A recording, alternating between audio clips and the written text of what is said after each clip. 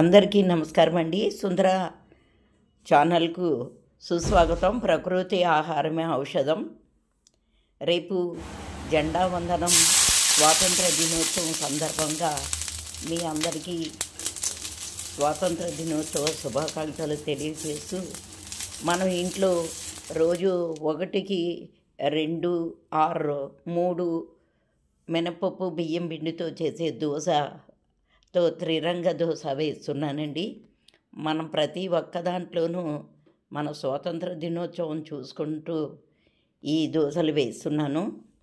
ముందుగా పెనంకి వేరే రంగులు అంటుకోకుండా వైట్ దోశను వేసేసి పక్కన పెట్టేశానండి. ఇది దోశలో మధ్య రంగు ఉంటుంది కదండి, మన జెండాలో మధ్య రంగుగా వేశాను. అయితే ఈ దోశ వేసి కొద్దిగా నూనె వేసి ప్రక్కకి తీసి పెట్టేశానండి. కొద్దిగా నీళ్లు చల్లి ఉల్లిపాయతో కానీ పేపర్ నాప్కిన్తో కానీ ఈ విధంగా తుడిచేసిన తర్వాత మరలా రెండవ దోశ వేశానండి. ఇది క్యారెట్ను తురిమి తురుము వేశాను. జెండాలో పైభాగంగా ఆరెంజ్ కలర్గా ఉంటుందని ఈ క్యారెట్ను వేశానండి. వేసిన తర్వాత కొద్దిగా నూనె వేసి దీన్ని కూడా తీసేసి పక్కకి పెట్టేశానండి.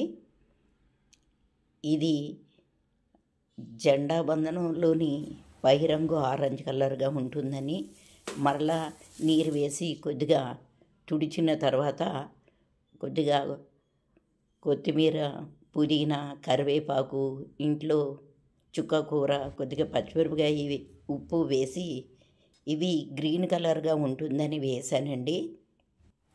ఇవి కొద్దిగా మెత్తగా మిక్సీ పెట్టేసి మరలా దోశ వేసి ఆ దోశ పైన మనం రుబ్బుకున్న ఆకుల ముద్దని వేశానండి. కాకపోతే వేరే కలర్స్తో కలిపి వేసుకోవచ్చు, కానీ ఎందుకు అని ఈ విధంగా ఆకులు రుబ్బి వేశాను. అయితే ఈ ఆకుల పైన కూడా కొద్దిగా నూనె వేసి ఈ దోశను తీసి ప్రక్కకి పెట్టి ఈ విధంగా సర్దానండి. అయితే క్రింది గ్రీన్ కలరు, మధ్యలో వైటు, మధ్యలో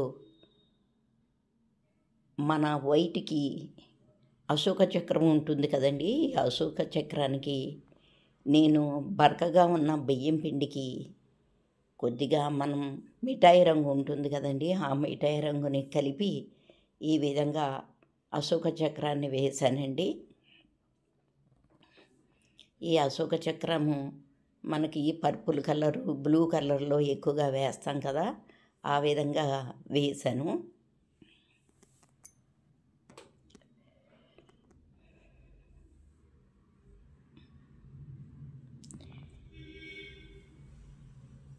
ఈ వీడియో కనుక మీ అందరికీ నచ్చితే తప్పకుండా లైక్ చేయండి, షేర్ చేయండి, సబ్స్క్రైబ్ చేసుకోండి. మీ అందరికీ జెండా వందనం శుభాకాంక్షలు తెలియచేస్తూ అందరికీ సర్వే జన సుఖినో భవంతు.